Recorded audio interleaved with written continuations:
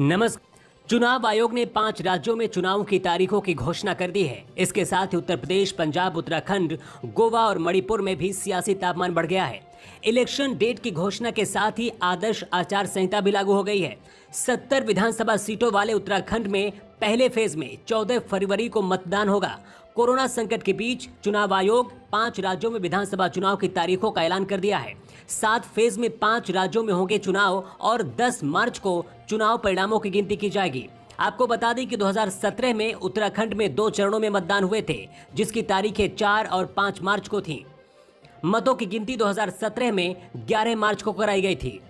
लेकिन चुनाव से पहले उत्तराखंड के राजनीतिक समीकरण को भी समझ लें। साल 2017 में हुए विधानसभा चुनाव में बीजेपी ने 70 में से 56 सीटों पर जीत दर्ज की थी। इससे पहले यहां कांग्रेस की सरकार थी। इस तरह से देखें तो उत्तराखंड में भाजपा के कुल 56 विधायक हैं। प्रदेश में कांग्रेस के सिर्फ 10 विधायक ही हैं। इसके अलावा 2 सीटों पर निर्दलीय, जबकि 2 सीटें खाली हैं। यहाँ पर 2022 में होने वाले विधानसभा चुनाव में इस बार भी मुख्य लड़ाई भाजपा और कांग्रेस के बीच ही दिखाई दे रही है।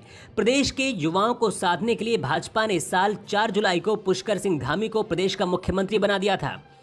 कहा जा रहा है कि बीजेपी को जातीय समीकरण साधने के लिए राजपूत चेहरे की जरूरत थी। इस लिहाज से पुष्कर सिंह धामी भाजपा पार्टी के सभी मानकों पर फिट बैठे थे। इसीलिए उन्हें पार्टी की कमान सौंप दी गई उत्तराखंड में, और वो कम उम्र में सीएम बन गए।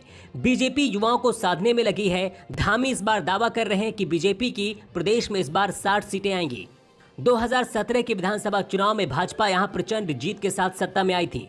उत्तराखंड विधानसभा में 2017 में भाजपा को पूर्ण बहुमत मिला था। चुनाव की घोषणा से पहले पार्टी के नेता और मंत्री हरक सिंह रावत ने बगावती सुर भी अपनाए थे, लेकिन उन्हें मना लिया गया है।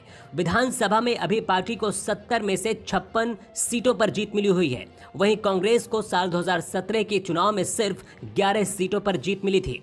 आज चुनाव की तारीखों का ऐलान करते हुए इलेक्शन कमीशन ने कहा है कि इस बार 5 राज्यों के चुनाव में कुल 18.34 करोड़ मतदाता हैं। इनमें सर्विस मतदाता भी शामिल हैं। इनमें से 8.55 करोड़ महिला मतदाता हैं।